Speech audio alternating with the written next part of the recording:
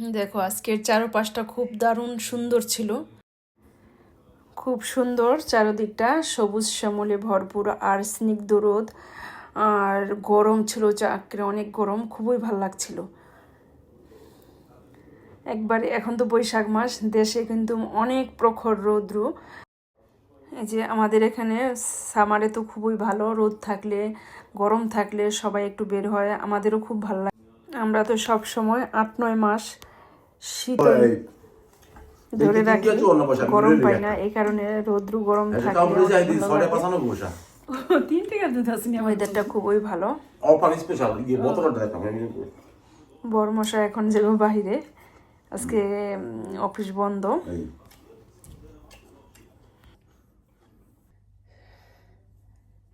নমস্কার, সবাইকে স্বাগত জানাই আমার সুন্দর আরেকটি নতুন সকাল। ওইটা দেখো কত কাজকর্ম করছি, ঘর দুয়ার ঝাড়ু মাছু দিয়া পরিষ্কার করলাম, স্নান সাজাইলাম, পূজা দিলাম, সবার জন্য খাবার দাবার রেডি করলাম। আর খাওয়া দাওয়া সাইরা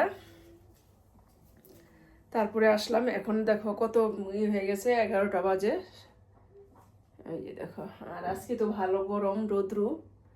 দিন গরমের মধ্যে একটু ভালোই, একটু শাড়ি পরতাছি, সবসময় তো জামা কাপড়ই পরি। এখন এই যে রান্না বান্না করবো ছেলেদের জন্য, কি চিকেন ভিজাইছি দেখো, এই যে এখন ওদের জন্য রান্না করে দিব আর আমরা রান্না করুম। এই যে দেখো, এই যে ছোট মাছ হালকা নিয়ে আসছিলাম। এখন এই যে সবজি আদি কাটতেছি, এই যে একটুখানি বেগুন দিব, সামান্য অল্প একটুখানি, আর একটু ডাটা চিকন চিকন করে কাটা দিম, একটুখানি আলু দিম। আর রান্না করুম এই যে ডাটা শাক, এখানে আমি একটু ভাপায়া ফ্রিজে ভরে রাখছিলাম, এটা রান্না করুন। এই ছিল আজকের রান্না বান্না খাওয়া দাওয়া। তোমরা বন্ধুরা যারা আমার নতুন আছো তারা সাবস্ক্রাইব করে আমার সাথে থাকো, আর সবটাই কিন্তু দেখতে দেখতে ভালো লাগে। কি রৌদ্র, মনে হয় কি একটুখানি রৌদ্র উঠলেই মনে হয় অনেক রৌদ্র, অনেকই লাগে। দেশে যে আমরা এত গরম সহ্য করছি, কিন্তু এই দেশে আমরা এত গরম সহ্য করতে পারি না, অনেক খারাপ লাগে।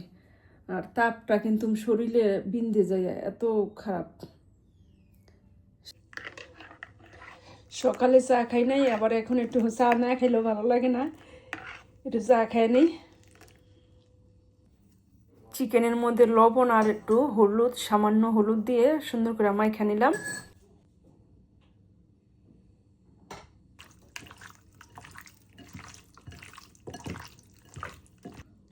হলুদ মরিচ মেখে এখন এয়ার ফ্রাইতে দিয়ে দিলাম। মাংসটা চুলায় না ভেজে আমি এয়ার ফ্রাইতে ভেজে নিব। সুন্দর মাংসটা একবারে সুন্দর একটু শক্ত শক্ত থাকবো, ভালোই লাগবো। আজকে অন্যরকমভাবে রান্নাটা করব, তোমরা আমার সাথে থাকো আমি কিভাবে রান্না করছি। 15 মিনিটের মতো আমি এয়ার ফ্রাইতে দিয়ে ভেজে নিব। প্রথমে 10 মিনিট দিয়ে দিব, তারপরে 5 মিনিট দিয়ে দিব। এটা মাংসটা বের করে একটু হালকা উল্টায় দিব, সুন্দর ভাজা হয়ে যাব 15 মিনিটের মধ্যে। একদম কিন্তু তেল ছাড়া ভেজে নিব। আগে প্রথমে গুঁড়া মাছের চচ্চড়িটা বসায় দিলাম, এই যে 5 মিশালির সবজি আদি দিয়া।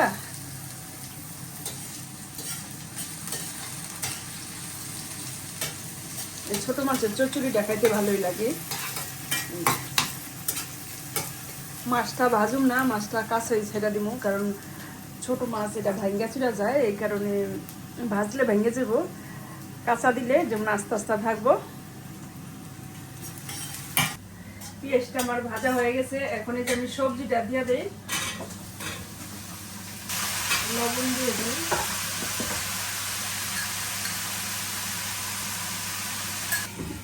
সবজিটা লবণ দিয়ে সুন্দর করে ঢাইকা দিলাম। এখন একটু নরম হইব, একটু সিদ্ধ হইব, তারপরে হলুদ মরিচ যা যা মশলা আছে, মরিচ যা আছে সবটা দিয়ে দিব, তারপরে ভালোভাবে একটু কষায় নিব। এই লাল পেঁয়াজ কিনে ছুলতে যে এত বিরক্ত লাগে, চোখলাটাকে লাগানো।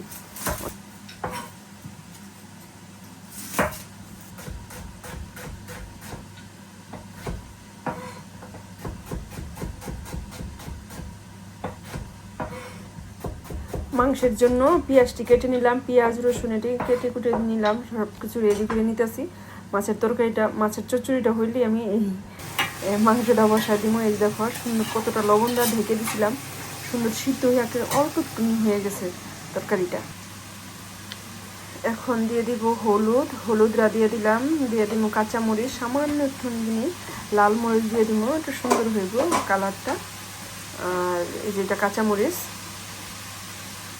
এই চচ্চড়ির মধ্যে দিয়ে দিলাম 3 কোয়া রসুন, দিয়ে দিলাম জিরা ধনিয়ার গুঁড়া, সামান্য একটুখানি লাল মরিচ দিয়ে দিলাম, কারণ একটু ঝাল হইব, সাগরের মাছ ঝাল ছাড়া ভালো লাগবো না। একটু কষাই নেই, একদম ভালো কষাইলে জিনিস সবজিটাকে সুন্দর অল্প হয়ে যাবে। তারপরে সামান্য একটু ঝোল দিয়ে দিব, তারপর ঝোলের উপরে এই মাছটা ছেড়ে দিব। এইভাবে রান্নাটা করুন, লাস্টে ধনিয়া পাতা দিয়ে নামাই নিব। মাংসের জন্য এই যে মশলাটা রেডি করে নিলাম। এখানে আছে কাঁচামরিচ, হলুদ, জিরা, ধনিয়া আর একটুখানি সামান্য লাল মরিচ দিছি ঝালের জন্য শুধু। এই আদা রসুন এটা আমি আগে গোলা করে নিলাম। পেঁয়াজটা ভেজে তারপরে এই মশলাটা দিয়ে কষাই নিব। আর মাংস তো এখানে আমি এয়ার ফ্রাইতে দিয়ে দিছি, আগে মাংসটা ভাজা নিতেছি। এই যে দেখো আমার সবজিটা কষাইয়া দেখো কত অল্প হয়ে গেছে, কষানো হয়ে গেছে সুন্দর করে, একে নরম হয়েছে আর অল্প একটুখানি হয়ে গেছে কষাইছি পরে। এখন এই যে একটু গরম জল দিয়ে দিলাম সামান্য একটুখানি, শুকনা তো রান্নাটা করুন। এই যে দেখো, আর মাছটাও দিয়ে দিই। মাছটা এখন মশলার সাথে একটু সুন্দর মাখা হয়ে যাবে না।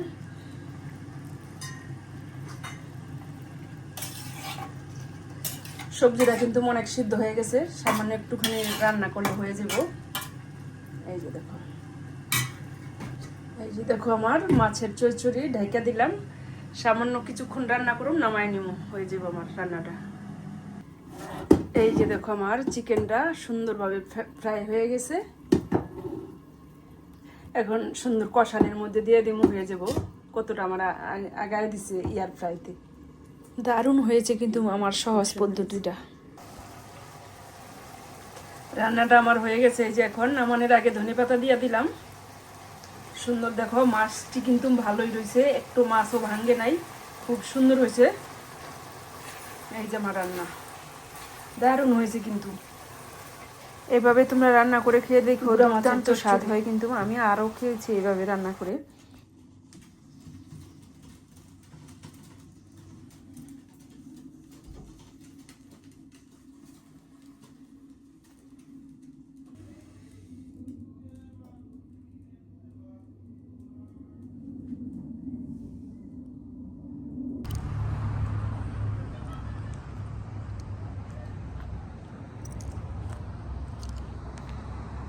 এই গাছটির মধ্যে যে কিছুদিন পরে যে এত ফুল ফুটবো, হলুদ হয়ে যাবো, সবুজ পাতা কিছুই দেখা যাবে না, শুধু হলুদ ফুল।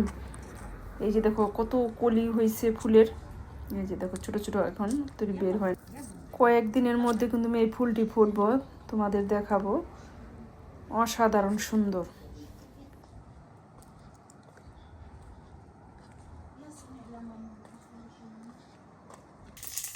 দিয়ে দিলাম তেলের সাথে দিয়ে দিলাম তেজপাতা, সাদা জিরা, এটা ফোড়নে দিয়ে দিলাম।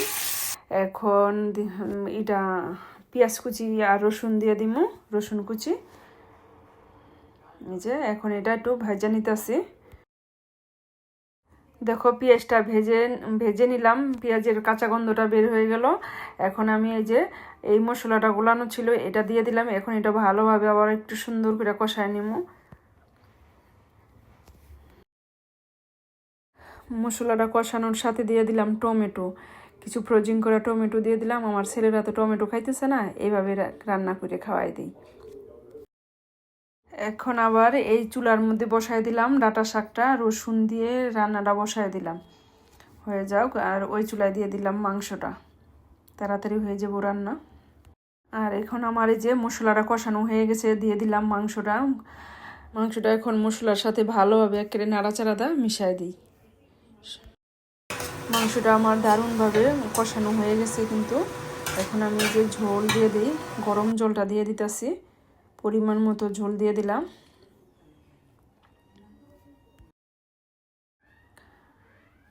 এই যে আমার শাক রান্নাটাও হয়ে গেছে, কিন্তু খুব সুন্দর হয়েছে, করে অনেক নরম হয়েছে শাকটা। আমার তো একবারে চুলার সামনে থাকতে থাকতে গরমে আমার অস্থির অস্থির লাগতেছে, এত খারাপ লাগতেছে গরম। আমার রান্নাটা প্রায় হয়ে গেছে। এখন যে ভাজা জিরের গুঁড়া আর এলাচি দারচিনি বাটা, এটা এখন দিয়ে দিলাম।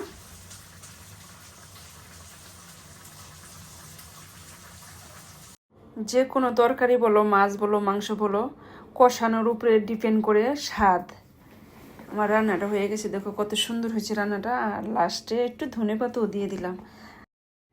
ছেলে আবার একটু খেয়ে দেখলো, দারুণ হয়েছে, অনেক টেস্ট হয়েছে।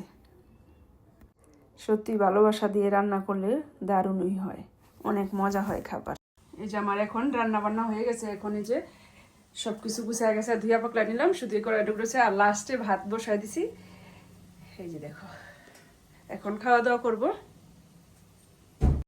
এখন আবার একটু বিকেলবেলা একটু বাহিরে গেলাম, এই বাসার নিচে গেলাম একটু। এই যে দেখো, ভালোই লাগতেছে।